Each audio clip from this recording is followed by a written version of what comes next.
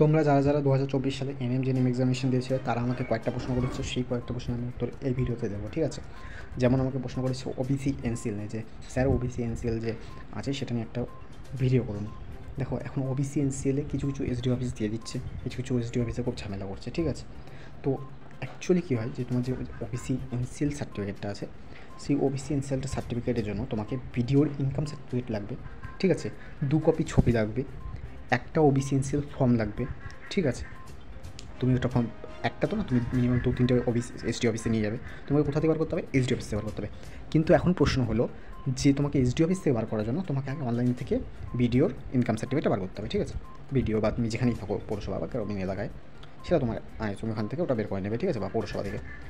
তো এবার কী হচ্ছে, যে তুমি এসডি অফিসে গেলে যদি সেখানে না দেয়, তাহলে তোমরা প্রপার রিজনটা দেখো। প্রপার রিজন না দেখালে কিন্তু এসডি অফিস থেকে ওবিসি এনসিএল সার্টিফিকেট দেবে না তোমাদের, ঠিক আছে? তো প্রপার ওখানে তোমাদের যে যদি নোটিফিকেশান কোনো কিছু লেখা থাকে এনএম জেএনএমের কোনো ওয়েবসাইটে বা সাইটে, সেটা আমি দেখছি, ঠিক আছে? যদি যেহেতু এরকম কোনো আমার মনে হয় না আছে, ঠিক আছে? তো এর জন্য হয়তো ওরা দিতে চাচ্ছে না, ঠিক আছে? যেমন হচ্ছে তোমার জেনপাসে বলে দিয়েছে, ঠিক আছে, কী কবে কোন ডেটের পরে যেতে হবে বা কোন ডেটের আগে লাগবে সেটা বলে দিয়েছে। আগে এনএম জেএনএমে বলুক, তারপর আমি সেই ভিডিওটা হিসেবে আমি ওইরকমভাবে বলে দেবো, ঠিক আছে?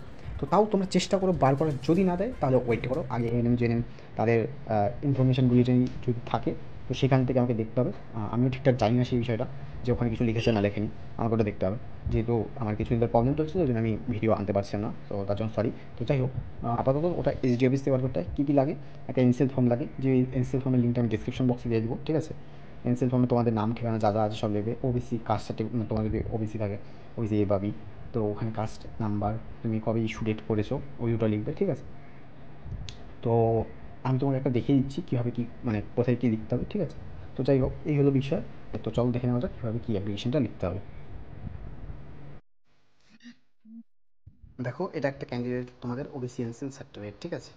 তো এখানে কী করেছে, যে এরকম হয়, এখানে সব কিছু লিখে দিয়েছে, এবং এখানে ডিস্ট্রিক্ট ম্যাজিস্ট্রেট তোমাদের সাইন করে দিয়েছে, ঠিক আছে? তো এই হলো ক্যান্ডিডেট। আমি পুরোটা সিকিউরিটি রিজনে দেখাতে পারছি না, ঠিক আছে? এরকম একটা হয় ওবিসি এনসিএল সার্টিফিকেট। এই সার্টিফিকেটের লিঙ্ক আমি ডিসক্রিপশন বক্সে দিয়ে দিচ্ছি, সেখান থেকে তোমরা পেয়ে যাবে।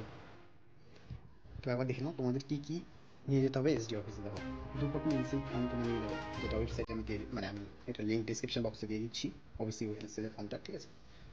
কমেন্টে আমি দিয়ে দিচ্ছি, কমেন্টে আমি পিন করে দেবো, ঠিক আছে? কাস্ট সার্টিফিকেটের জেরক্স কপি নিয়ে যাবে, অরিজিনালটা অবশ্যই নিয়ে যাবে, বা দেখবে মাধ্যমিক বা সমতুল্য অ্যাডমিট কার্ড, ঠিক আছে? আর তুমি বাইচেসে নিয়ে যাবে।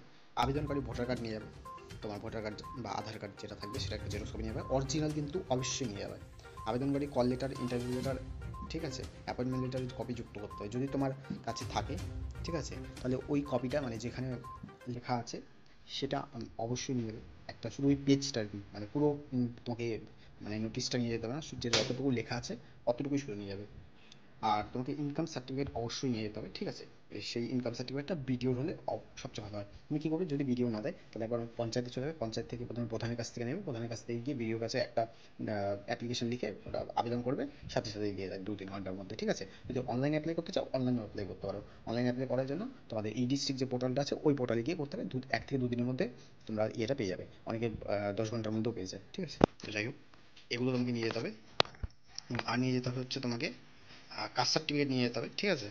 কাস্ট সার্টিফিকেট নিয়ে যেতে হবে। তারপরে তোমাকে আবেদনকারী পৌরসভার এলাকার হলে পৌরসভার এক্সিকিউটিভ অফিসার এবং গ্রাম পঞ্চায়েতের বিডিও নিকট ইনকাম সার্টিফিকেট নিতে হবে, মানে যেটা আমি একটু বললাম, যে ইনকাম সার্টিফিকেট তোমাকে নিয়ে যেতে হবে। তো এই কটা জিনিস নিয়ে যেতে হবে, এবং এই যে মানে আমি ফর্মটা দেবো, ফর্মটা লিঙ্ক আমি কমেন্ট বক্সে পিন করে দেবো, তো সেখান থেকে তোমরা ফর্মটা ডাউনলোড করে নিতে হবে, গুগল ড্রাইভে লিঙ্ক দেবো, ঠিক আছে? তো এই হলো প্রসেস, তোমাকে এভাবে আর কি ওবিসি বি, ওবিসি এ বা বি এর এনসিএল করতে হবে, মানে নন ক্রিমি লেয়ার সার্টিফিকেট। তো তোমরা আমাকে অনেকে বলছো যে তোমাদেরকে এসডি অফিস থেকে যে ওবিসি এনসিএল সার্টিফিকেট আছে এ অথবা বি ক্যান্ডিডেটদের জন্য, তাদের সেই ওবিসি এনসিএল সার্টিফিকেট দেওয়া হচ্ছে না।